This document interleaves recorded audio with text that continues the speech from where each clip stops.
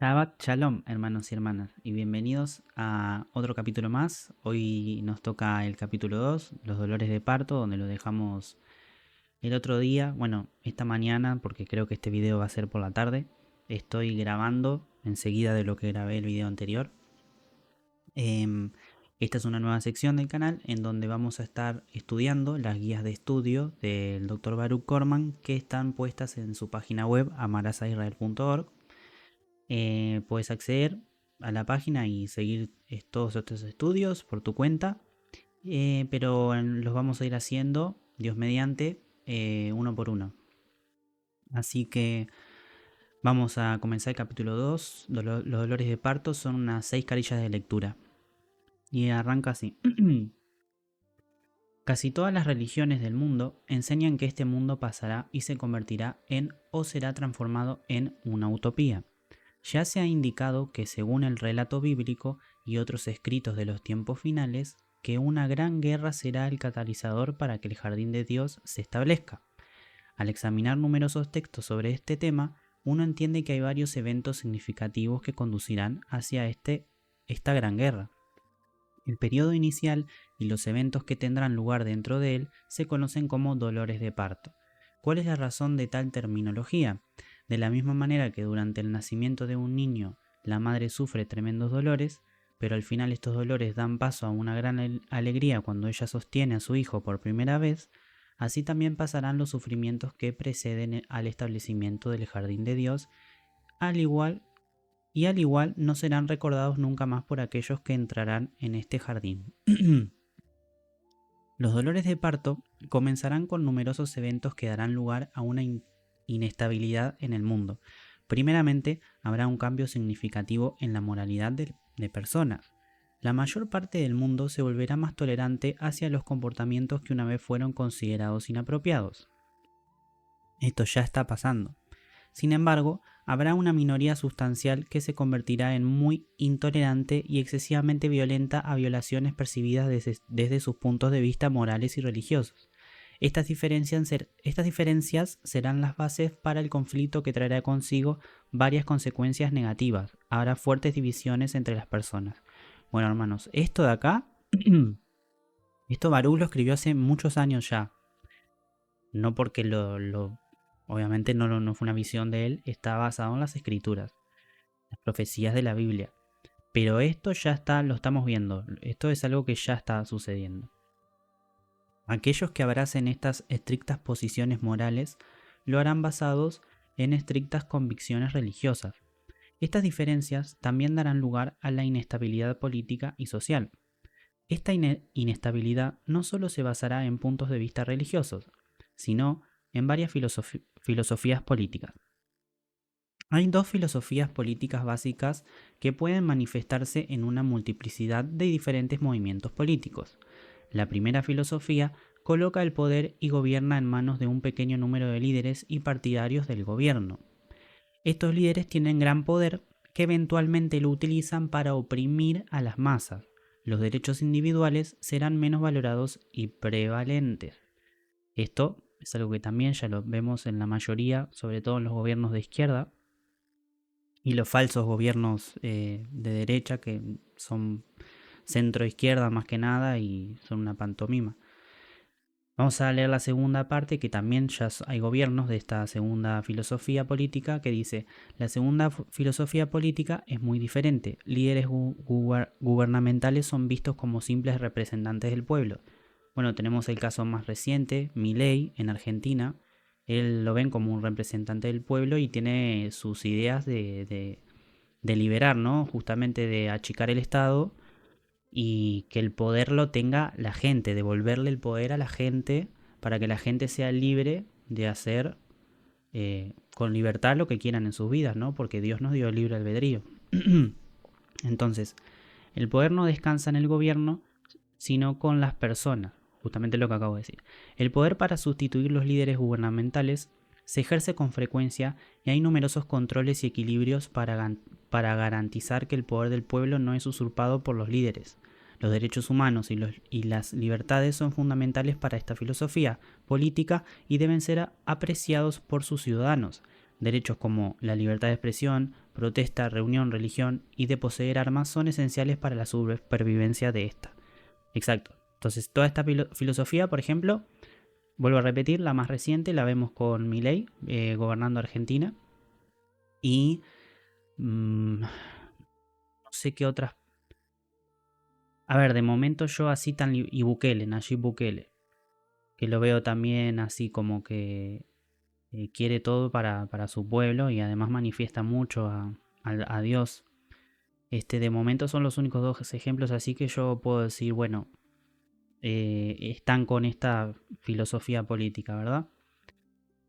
Entonces sigue filosofía política.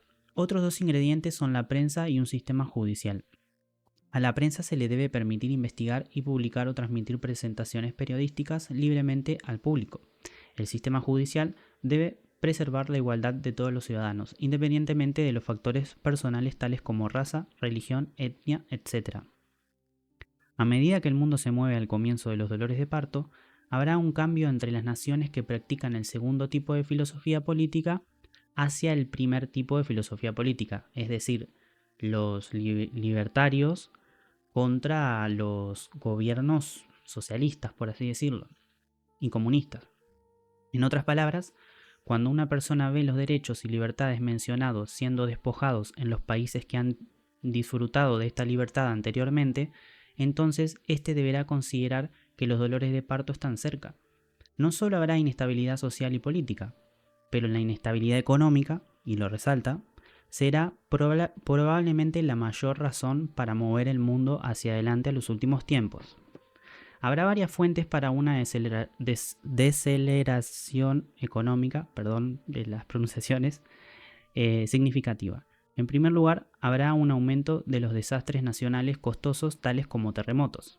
Estos desastres, mezclados con una mala administración fiscal brutal de capital de las autoridades civiles, gobiernos, tendrán un tremendo efecto negativo sobre las economías del mundo. Las principales economías del mundo no serán ricas, sino estarán grandemente en deuda. A medida que más y más estas naciones luchan con la deuda, no tendrán los medios para detener un país tras otro país de sufrir un colapso económico. Sí, de hecho, también esto se está viendo porque la mayoría de estos gobiernos que no les interesa nada y hacen inflación, imprimiendo billetes, hacen deuda ¿cómo es? Como no, como gastan también mucho dinero en los empleados públicos y todo lo que es el tema fiscal, no cuidan esa parte.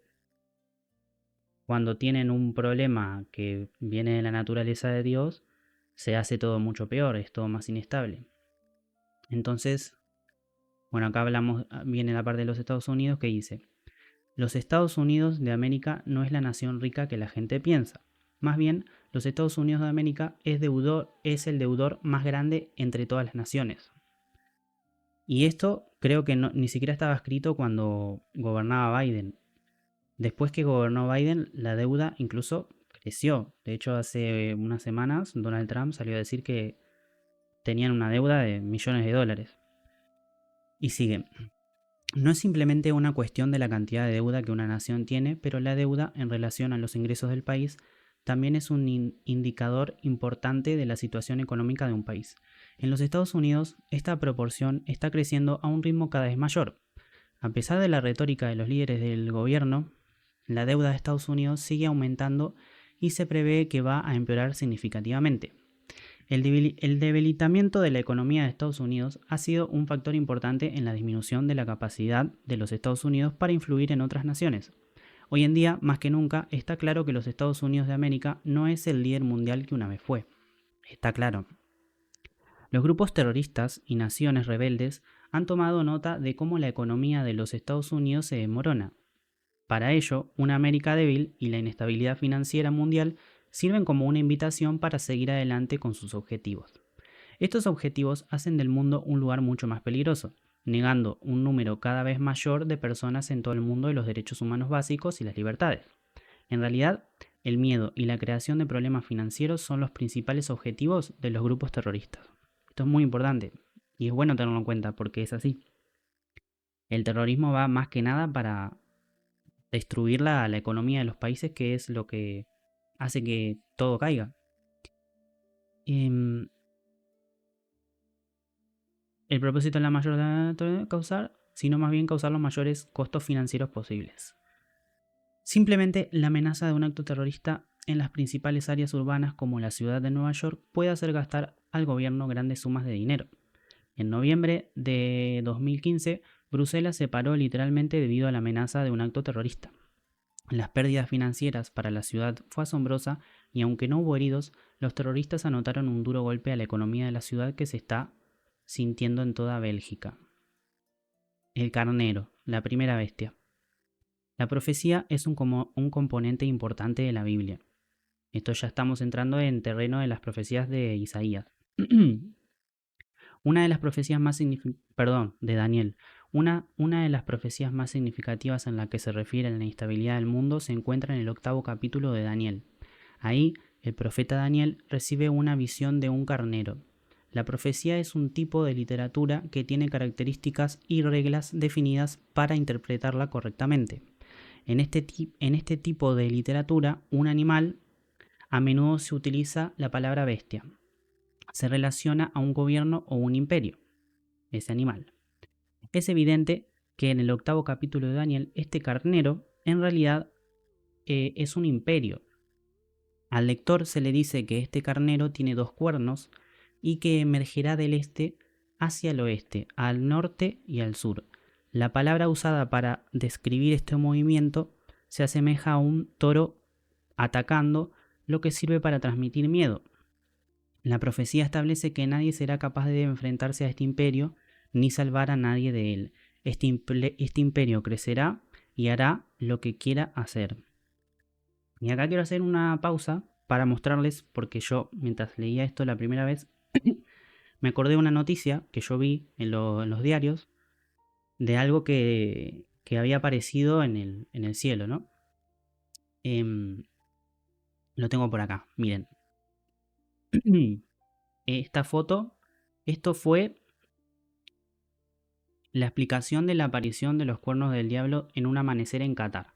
Esto fue un amanecer en Qatar. Casualidad, un país arábico, ¿no?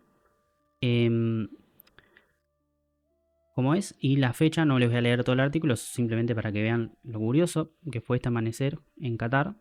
Y fue en la madrugada del 26 de diciembre del 2020, creo, si no me equivoco. Me acordé de esto porque yo en ese entonces también ya estaba estudiando profecía y pasó esto y wow, acá están como 2 cuernos. Y recuerden que nos dice la escritura, sobre todo en Génesis, no me acuerdo de memoria ahora el capítulo, pero dice el Señor que cuando hizo los cielos, lo hizo para separar las aguas que están de arriba de las aguas que están abajo, las nuestras, y para las estaciones y para dar señales. Para dar señales con las luminarias, con todo lo que Él puso en el cielo. Y acá, esto claramente es una señal porque es un amanecer muy, muy inusual, ¿no? Bueno, les quería complementar con esa imagen. ¿Y dónde nos quedamos? Acá.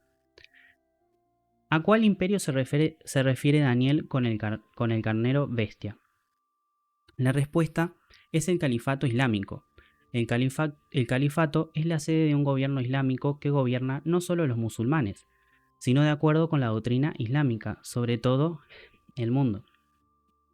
Este término ha entrado en la lengua vernácula de hoy debido al Estado Islámico.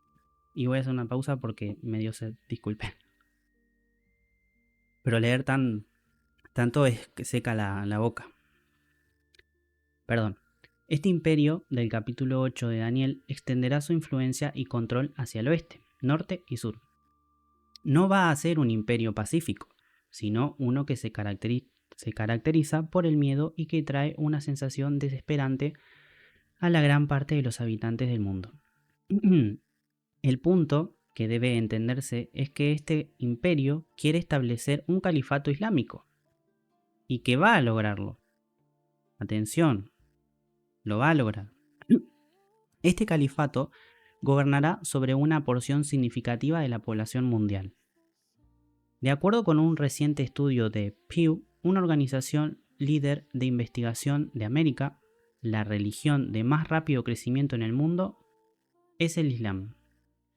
Esto se debe a varios factores, tal como el número de niños que los musulmanes tienen, el hecho de que los musulmanes tienen una concentración mucho mayor de personas jóvenes de edad fértil y que el Islam predomina en África y el Medio Oriente. Se proyecta que en estos lugares tendrán el mayor crecimiento de la población en el futuro. Los musulmanes crecerán en porcentaje de la población más rápido que la de otros grupos religiosos. Esto, de hecho, ya está pasando. Vemos como en todas las manifestaciones y todos los lobbies que están causando caos en los países, sobre todo en los países que defienden los derechos y las libertades individuales, cualquier manifestación es con la bandera de Palestina y son todos pro Palestina, y no solo eso, apoyan a Hamas, apoyan al terrorismo, son literalmente eso los convierte en terroristas. Eso lo vemos y eso viene del Irán. La influencia islámica que se está expandiendo y está desestabilizando ya un montón de países. Y bueno, de hecho, hace unos meses vi una noticia, que no la voy a buscar ahora, pero lo cuento rápido. Es una noticia era como un video donde se mostraba en una zona en Argentina, no me acuerdo cuál, ya se había establecido una escuela con religión en el Islam y que ya estaban enseñando a los niños pequeños a adoraciones a Alá y todo eso. Y yo cuando lo vi dije, bueno, ya está llegando bastante cerca, ¿no? Porque yo soy uruguayo, entonces esto ya se está extendiendo un montón. Entonces sigue, estos hechos, juntos con los que el Islam están convirtiéndose progresivamente más militantes, fijarán al Islam en un curso de choque con el resto del mundo. ¿Es Islam una religión? Spoiler, no lo es. Al examinar el Islam el Islam desde su formación, una característica interesante se descubre. Islam se compone de otras religiones populares, judaísmo y cristianismo, y de las prácticas paganas comunes, más que una afirmación de revelación divina. La razón detrás de Mahoma, cuando utiliza estas tradiciones conocidas, era de atraer seguidores para su nuevo movimiento. Movimiento y lo subrayo. Yo prefiero usar el término movimiento en lugar de religiones por varias razones, comenta Baruch. La primera es que el Islam aspira a conquistar tierras y gobernar sobre la gente mucho más que enseñar cualquier comportamiento moral o ético. De hecho, el concepto de la redención es más aplicado a recuperar tierras y bienes que antes eran controladas por el Islam en vez de referirse a la condición espiritual del individuo. Veamos el Estado Islámico ISIS como ejemplo. En esos lugares bajo control de ISIS, ¿hay alguna evidencia de que el Islam está mejorando la calidad de vida de las personas sobre las que gobierna? De acuerdo al Nuevo Testamento, en la religión verdadera y real, se visitan a los huérfanos y las viudas en sus momentos de necesidad. La intención de esta declaración es demostrar que cualquier religión legítima, en los ojos de Dios, debe actuar para ayudar a los que la sociedad en general habitualmente explota y oprime. Islam, de hecho, tiende a ser un movimiento altamente opresivo. Libertad, sin duda, no sería el término que podría ser utilizado para describir el Islam. Mujeres y niños son altamente y regularmente explotados sexual, social y físicamente. También hay una disminución de oportunidades y condiciones económicas. Los líderes del Islam tienden a ser ricos mientras que las masas sufren en todos los aspectos de vida. En resumen, el Islam es una filosofía política opresora que utiliza prácticas religiosas con el fin de ocultar su objetivo principal. El objetivo del Islam, y cómo devalúa la vida humana, es el por qué su comportamiento terrorista viene como algo natural para este movimiento. Aquellos que afirman que una pequeña minoría de extremistas ha secuestrado una gran religión mundial son tristemente ignorantes de los registros históricos. ISIS no es una anomalía del Islam, sino el mejor ejemplo moderno de las enseñanzas del Corán. Algunas personas han interpretado la primera parte del capítulo 8 de Daniel que se refiere a ISIS, y esto no es preciso. Daniel es enfático en que el carnero es en realidad Irán, el antiguo imperio de los medos y de los persas que reaparecerá en los últimos días. Sin embargo, hay una ocurrencia interesante que toma lugar. Uno de los resultados más significativos de la actividad de ISIS es el fortalecimiento de la nación iraní.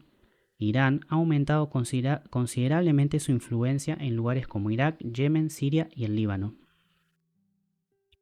De las declaraciones de los líderes iraníes, es evidente que oír que sus objetivos principales son la continua influencia y el poder, varias naciones del Medio Oriente están muy preocupadas por el crecimiento de Irán y su retórica. Irán se ve a sí misma como la nación islámica líder y su expansión relacionada con la profecía islámica. Irán ha sido muy franca sobre su deseo de destruir a Israel. El hecho de que Irán ha estado intentando activamente en adquirir el programa nuclear con fines militares añade a la amenaza que será capaz de montar ataques en el futuro próximo. De hecho, ya lo vimos. Hace poco ya atacaron. Parecería que el acuerdo internacional con Irán, enero de 2016, garantiza que Irán se ha permitido convertirse en un estado nuclear en un periodo de entre 10 a 15 años. En la actualidad, el Medio Oriente se encuentra en un estado de confusión masiva con la actividad de ISIS y otras organizaciones terroristas. Tal confusión también se encuentra en crecientes números cada vez mayor en lugares.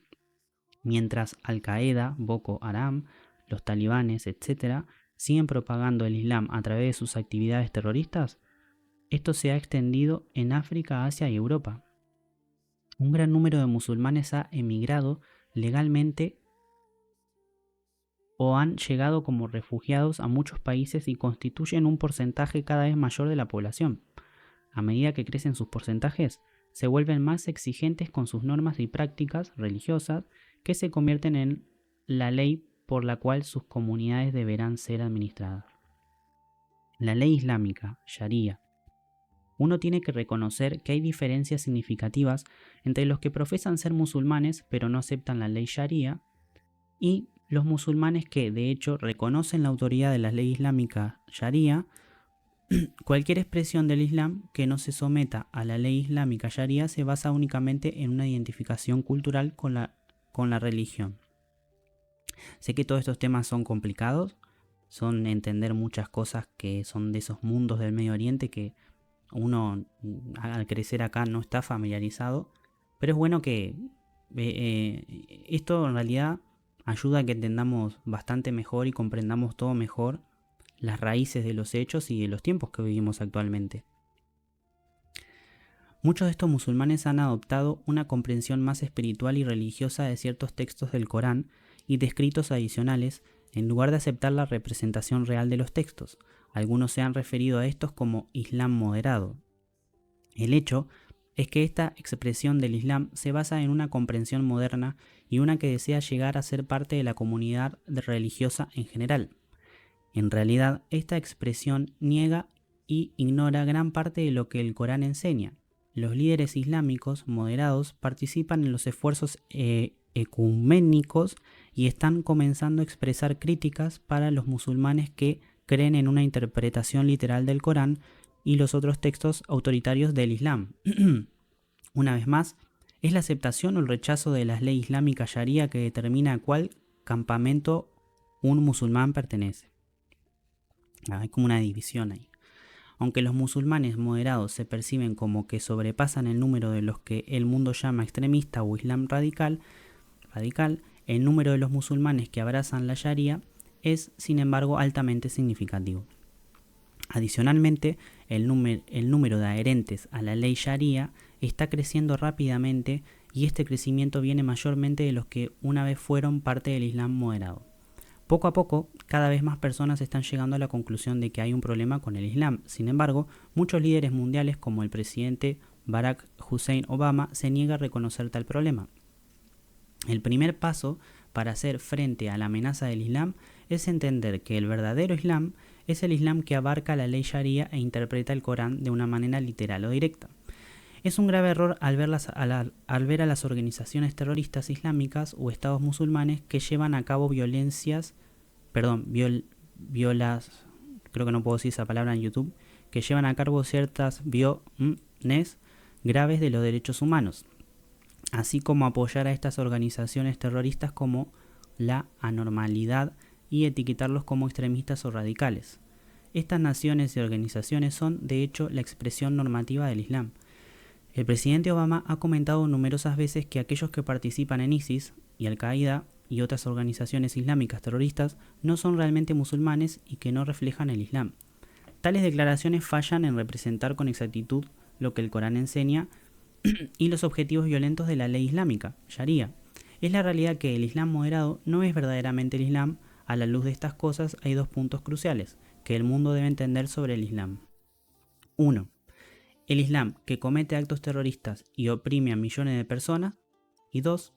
El Islam necesita ser entendido y respondido como un movimiento militar político y no como una religión. Mientras estos dos puntos concernientes al Islam se ignoren, no habrá ningún paso significativo adoptado para luchar contra la grave amenaza que el Islam plantea hoy en día. Desafortunadamente, en la actualidad existe una fuerte resistencia en contra de este punto de vista. Por lo tanto, lo que podemos esperar en corto plazo es que el Islam continúe extendiéndose y que crezca en su influencia a través de gran parte del mundo. El país que más se beneficiará de esta expansión será Irán. Eventualmente el mundo llegará a reconocer que Irán y el Islam en general presentan más que una amenaza regional y que pondrá en peligro la existencia misma del mundo libre. Así es, muy importante esto. De nuevo, ya lo estamos viendo, esto ya está pasando y se va a poner peor, hermanos. Hermanas, hasta acá el capítulo de hoy. Sé que puede ser quizás un poco engorroso la lectura tan seguida, ¿no? Pero yo intento hacerlo lo más rápido posible y lo mejor que puedo para al menos que esto se escuche y se propague, ¿no? Ya como saben, pueden seguir por su propia cuenta, aunque yo lo voy a hacer video tras video. Si quieren, están interesados, si quieren seguir sus propias lecturas, pueden ingresar a amarasaisrael.org y en la sección de estudiar, ¿cuál era la? A ver, en esta sección, entras a la página web y venís a lecturas, venís a guías de estudio y aquí están todas las guías de estudio. Así que hermanos, hermanas, hasta acá el videito de hoy. Si te gustó, dale like, suscríbete, compartí. Y aquí Ezequiel, mi nombre, un servidor más.